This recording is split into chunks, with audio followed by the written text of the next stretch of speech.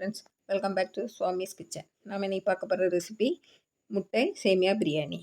காலையில் பிரேக்ஃபாஸ்ட்டுக்கு இல்லைன்னா நைட்டு டின்னருக்கு இதே போல் செய்து கொடுங்க. அதிகமாக மசாலா இல்லாமல் ரொம்ப ரொம்ப டேஸ்டியாக இருக்கும். இதே போல் நீங்களும் செய்து பாருங்கள். இதை எப்படி செய்யலான்னு பார்த்துருவோம். சேமியா முட்டை பிரியாணி செய்துக்கு அடுப்பில் கடாயை வச்சு சூடானதும் 1 டீஸ்பூன் நெய்யை விட்டுருங்க. நெய்க்கு பதிலாக எண்ணெயும் விடலாம்.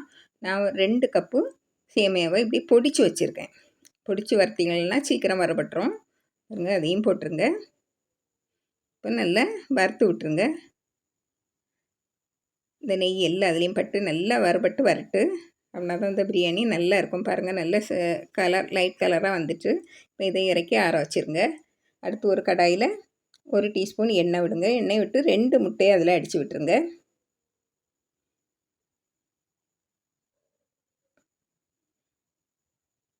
உங்களுக்கு முட்டை கூடுதல் வேணும்னா 1 கூட சேர்த்துக்கலாம். இப்போ இதில் 1 பிஞ்சு உப்பு போட்டு கொஞ்சம் கிளறி விடுங்க. இன்னும் கொஞ்சமாக மிளகுத்தூள் போட்டு கொஞ்சம் நல்லா கிளறி விடுங்க. இந்த மிளகுத்தூள் உப்பு எல்லாம் சேர்ந்து வர்றது வரைக்கும் நல்லா கிளறி விடுங்க. முட்டை நல்லா வறுபடாமல் இருக்கணும். கொஞ்சம் இப்படி கட்டி கட்டியாக இருக்கணும். இப்போ இதை இறக்கி ஒரு சைடில் வச்சுருவோம். இப்படியே இருக்கட்டு. இப்போ அடுப்பில் கடாயை வச்சு 3 டேபிள் ஸ்பூன் எண்ணெய் விட்டுருங்க.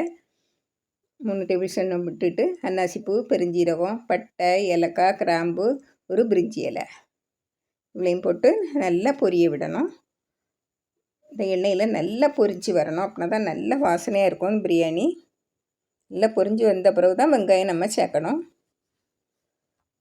நான் ஒரு பெரிய சைஸ் வெங்காயத்தை நீளமாக கட் பண்ணி வச்சுருக்கேன். 2 பெரிய பச்சை மிளகாயும் நீளமாக கட் பண்ணி வச்சுருக்கேன்.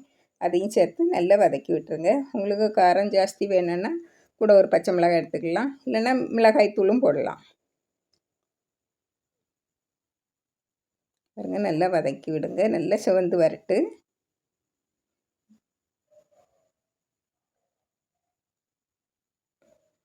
நல்லா சிவந்து வந்தாச்சு.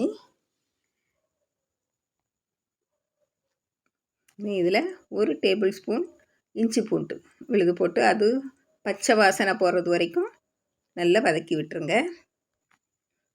நல்லா வதக்கி விடுங்க. நல்லா வதங்கின பிறகு நம்ம தக்காளி போடலாம். ஒரு மீடியம் சைஸ் தக்காளியை பொடியாக கட் பண்ணி வச்சுருக்கேன். அதையும் சேர்த்துருங்க. அதையும் நல்லா வதக்கி விடணும். தக்காளி நல்லா மசிஞ்சு வரணும். இது கூட கொஞ்சமாக உப்பு சேர்த்துருவோம். அப்படின்னா சீக்கிரமாக மசிஞ்சு வந்துடும்.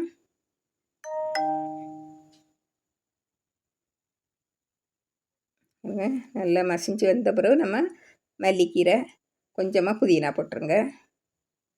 இது ரொம்ப இலை, இந்த இலை இருந்தால் போடுங்க, இல்லைன்னா விட்டுருங்க. இது நல்ல வாசனையாக இருக்கும். பிரியாணி வாசனையில் இருக்கும் இந்த இலை சேர்க்குது. இப்போ ஒரு 1/4 டீஸ்பூன் மஞ்சள் தூள், ஒரு 1/2 டீஸ்பூன் சிக்கன் மசாலா போட்டிருக்கேன். இதில் உள்ள காரம் எல்லாமே நம்மளுக்கு கரெக்டாக இருக்கும். லைட்டாக தான் காரம் இருக்கும். ரொம்ப அதிகமாக காரம் மசாலாக்கள் இருக்காது. நல்லா சாப்பிட்றதுக்கு நல்லா டேஸ்ட்டாக இருக்கும். பாருங்கள், இப்போ நான் 2 கப்பு சேமியாவுக்கும் 2 கப்பு தண்ணி, அதாவது 500 மில்லி இருக்கும் தண்ணி, அதை விட்டுருக்கேன். விட்டு உப்பும் பார்த்து நீங்கள் நல்லா கலந்து விட்டுட்டு கொதிக்க விட்டுருங்க. பாருங்கள், நல்லா கொதித்து வருது. இந்த நேரத்தில் நல்லா உப்பை பார்த்துருங்க. உப்பு கொஞ்சமாக தூக்கலாக இருக்கணும். லேசாக தான் தூக்கலாக இருக்கணும். பாருங்கள், இப்போ நம்ம வறுத்து வச்ச சேமியாவை போட்டுருவோம். சேமியாவை போட்டு நல்லா கிளறி மூடி வச்சிடணும்.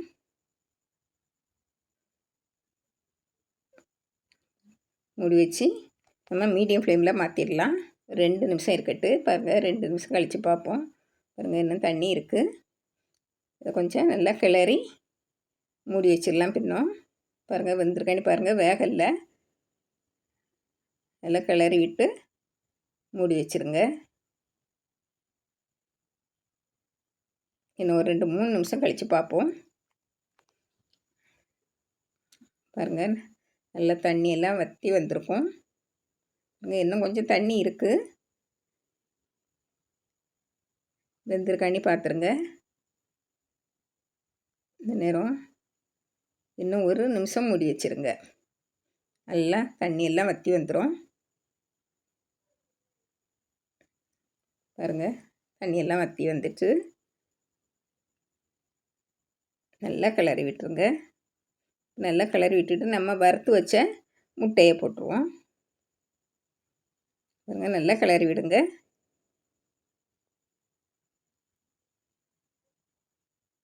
இந்த சேமியாவும் முட்டையும் எல்லாம் சேர்ந்து ஒன்று போல் வரட்டு.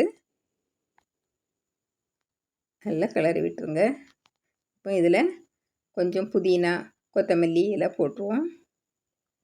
புதினா எல்லாம் குறைச்சி போடுங்க. கொஞ்சம் மல்லிக்கீரை உங்களுக்கு அதிகமாக போடலாம். நல்லா கிளறி விடுங்க. நல்லா கலந்து வரட்டு. நல்ல வாசனையாக இருக்குது. இப்போ இதை அடுப்பை அணைச்சி நம்ம இறக்கி வச்சுருவோம். பாருங்கள், இதை ஒரு பாத்திரத்தில் மாற்றிடுவோம்.